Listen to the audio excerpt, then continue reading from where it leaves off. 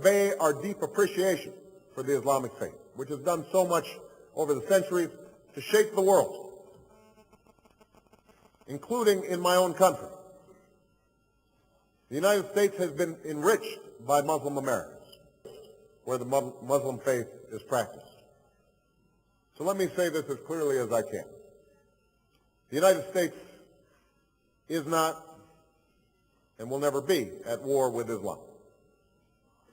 In fact, the challenges that are faced by this country in repairing its image internationally, I think that President Obama has done a much better job in terms of articulating the, a more neutral, friendly, positive approach. However, for those of us, like myself at the International Justice Network, who have been working on secret prisoner cases, people detained at Bagram instead of Guantanamo, all of these issues are a repeat, unfortunately, of what we saw under the Bush administration. So I think that this trial in particular of Afia Siddiqui is one that is going to be watched in Pakistan quite, it's already of monumental significance.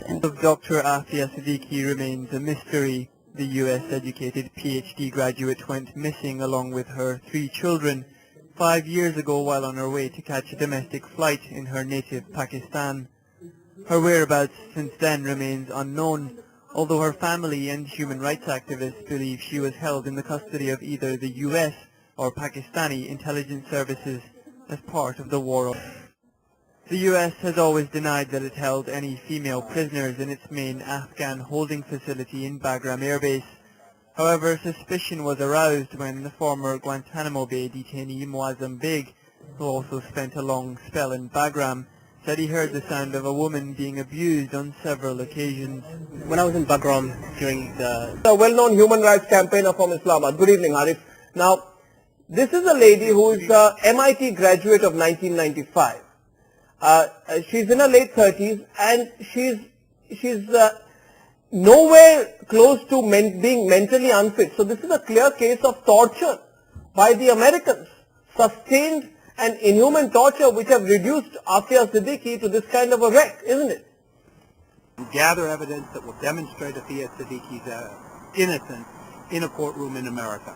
We are Afia Siddiqui show a visibly tortured woman whom a U.S. judge has declared unfit for trial due to medical or mental incompetence, and the case has been deferred till December 17. The Pakistani Foreign Office spokesperson has told Times Now that the government of Pakistan is demanding the immediate return of Afia Siddiqui to Pakistan in line.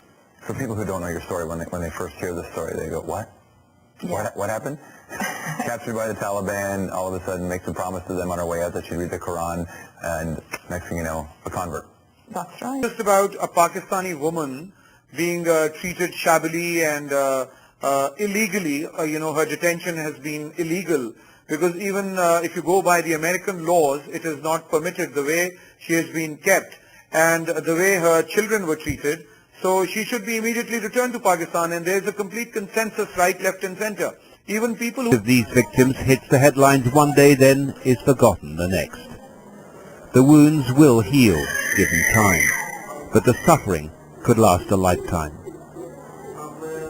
16-year-old Hore was at a wedding party the night it was bombed by the Americans at Shah Wali Kot.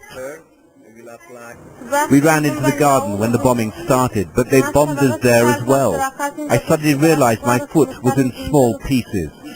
I saw my cousin lying dead next to me, the bodies of my relatives all around me. The Americans are like animals. They saw us. They realized we were women.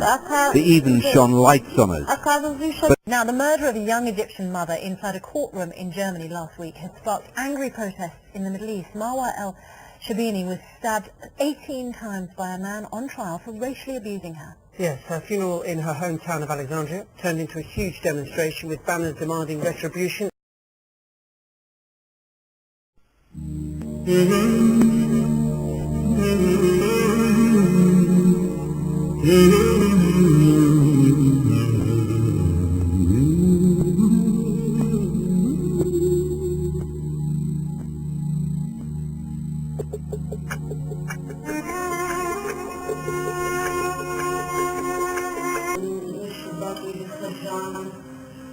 يحكوا لنا كلام بذيء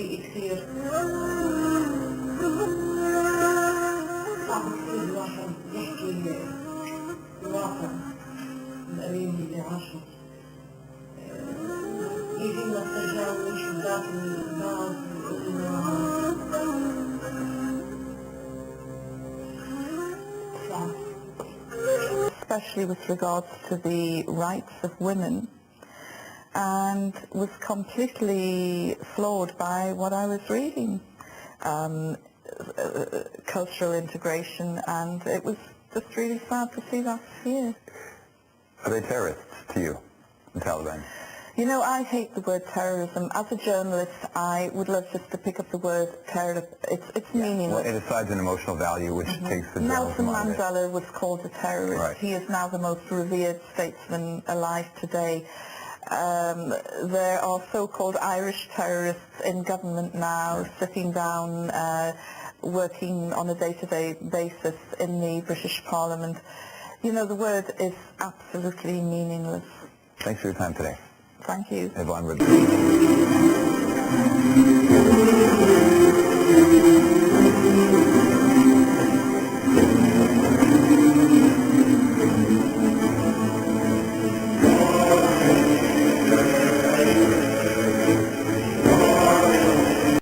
The Muslim world cannot and will not just be based upon opposition to terrorism.